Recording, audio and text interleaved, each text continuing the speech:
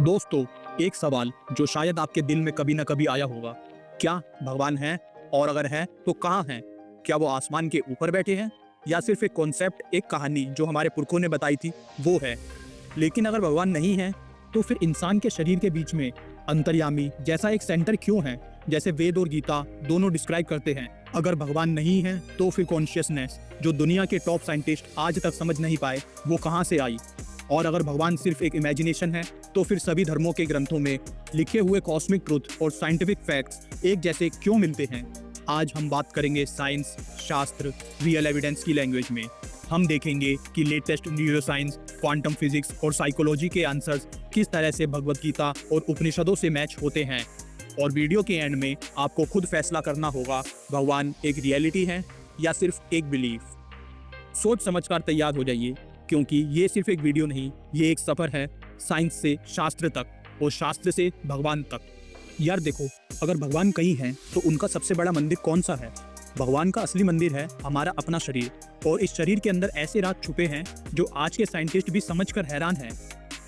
Science बताता है कि हमारे दिल के अंदर एक नेचुरल स्विच होता है जो अपने आप 60 से 100 बार हर मिनट धड़कता है, बिना किसी बैटरी या चार्जिंग के। और सोचिए, एक साल में ये करीब 3 करोड़ बार धड़कता है बिना रुके।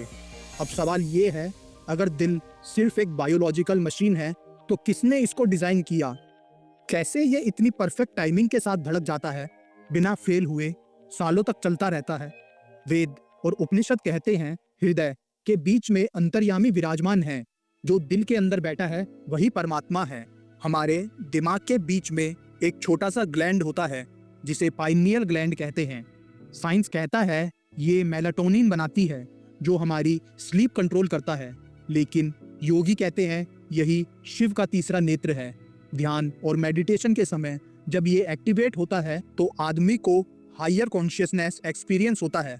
नासा की रिसर्च भी कहती है कि मेडिटेशन में पाइनियल ग्लैंड के अंदर छोटे छोटे क्रिस्टल्स इलेक्ट्रोमैग्नेटिक एनर्जी एब्जॉर्ब और एमिट करते हैं। सोचिए, एक छोटी सी ग्लैंड के अंदर एक कॉस्मिक एंटीना छुपा है। ये भगवान नहीं तो किसने किया है? अब बात करते हैं डीएनए की। हमारे शरीर के अंदर एक जेनेटिक कोड है। दोस्तों, साइंस कहती है कि हमारे डीएनए में 300 करोड़ अक्षर का एक परफेक्ट प्रोग्राम लिखा हुआ है। ये प्रोग्राम अपने आप बनने की संभावना बहुत ही कम है। जैसे एक बंदर को कंप्यूटर दो और बोलो कि शेक्सपियर का पूरा ड्रामा टाइप कर दे बिना किसी गलती के, क्या वो हो सकता है? नहीं, वो चांस भी ज्यादा है डीएनए के रैंडम बन जाने के चांस से। मतलब दोस्तों, डीएनए कोई एक्सीडेंट नहीं, बल्कि ये डिवाइन डिजाइन है। यानी डीएनए के अपने आप बन जाने की संभावना उससे भी असंख्य गुना कम है। यानी ये प्रैक्टिकली इम्पॉसिबल है कि डीएनए किसी एक्सीडेंट से बन गया हो। तो जब विज्ञान बताता है कि डीएनए का परफेक्ट डिजाइन एक्सीडेंट से होना लगभग असंभव है, तब वेद और उपनिषद कहते हैं इस डिजाइन के पीछे कोई अंतर्यामी, एक परम बुद्धिमान शक्ति है। यानी साइंस और धर्म दोनों अलग अलग भाषा में उसी सच्चाई की ओर इशारा कर रहे हैं कि जीवन किसी रैंडम एक्सीडेंट का परिणाम नहीं है, बल्कि एक दिव्य योजना है। तो दोस्तों, जब हम अपने शरीर को देखते हैं, दिल का धड़कना, मेडिटेशन करते हुए तीसरी आंख पर ध्यान केंद्र करना, डीएनए का डिवाइन कोड, तो ये सब एक ही बात कहता है, शरीर एक मशीन नहीं है, एक मंदिर है, और इस मंदिर के अंदर ही भगवान विराजमान है। चलिए अब बात करते हैं पृथ्वी की। पृथ्वी सूर्य से एकदम सही डिस्टेंस पर है। अगर जरा सी भी करीब होती तो सब कुछ जल जाता, और अगर थोड़ा भी दूर होती तो सब बर्फ बन जाता। ऑक्सीजन यहाँ पर 21% है। अगर 18% होती तो हम सब घुट जाते। अगर 25% होती तो छोटी सी चिंगारी से दुनिया आग बन जाती। और अर्थ का टिल्ट 23.5 डिग्री है। इसी टिल्ट की वजह से सीजन्स आते हैं, मौसम बदलते हैं। अगर टिल्ट थोड़ा भी चेंज हो जाए तो क्लाइमेट सिस्टम कोलैप्स हो जाएगा। सोचो, हर चीज एकदम फाइन ट्यून्ड है। अब चलिए देखते हैं एक और बड़ा राज। अगर आप ध्यान से देखें तो प्रकृति के हर डिजाइन में एक मैथमेटिक्स छुपी है। सनफ्लावर के बीज का पैटर्न, सी शेल का स्पाइरल, हट्टा की गैलेक्सी का रोटेशन, सब इसी एक पैटर्न को फॉलो करते हैं। ये जैसे एक यूनिवर्स सिग्नेचर है, एक फिंगरप्रिंट जो हमें बताता है यूनिवर्स एक एक्सीडेंट नहीं बल्कि एक इंटेलिजेंट डिजाइन है। हिंदू शास्त्र इस बात को और गहरा बना देता है। भागवत पुराण कहता है विष्णु के नाभि से ब्रह्मांड निकला, और आज साइंस बताता है गैलेक्सी का स्पाइरल एक कॉस्मिक वॉम्ब जैसा है, एक जन्म की प्रक्रिया।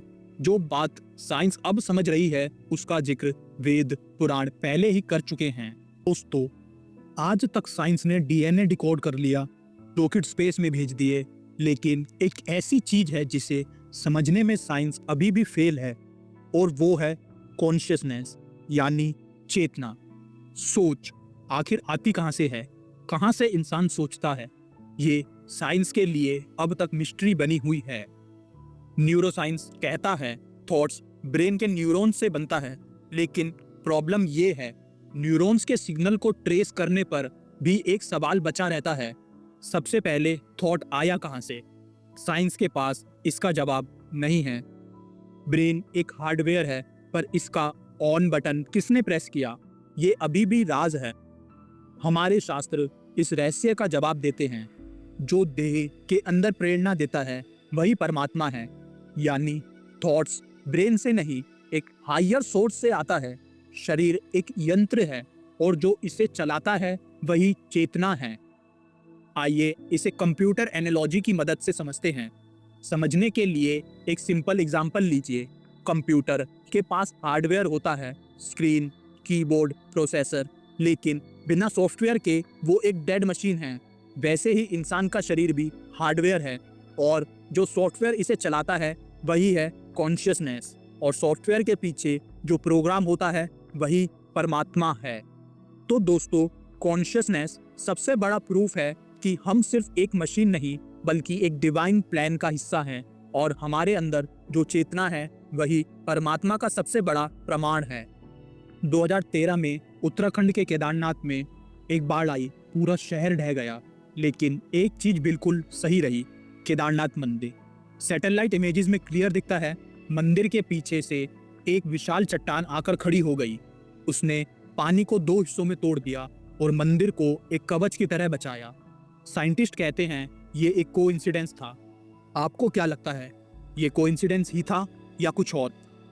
इंसान की आंखें सिर्फ विजिबल लाइट स्पेक्ट्रम को ही देख सकती हैं। वाईफाई, रेडियो वेव्स, एक्सरेज, यह सब भी एग्जिस्ट करती हैं, पर इंसान इन्हें नहीं देख सकता। भगवत गीता में कृष्ण कहते हैं दिव्य चक्षु के बिना विश्वरूप नहीं देखा जा सकता। If God did not exist, moral values कहाँ से आती हैं? Why does every culture have a God concept?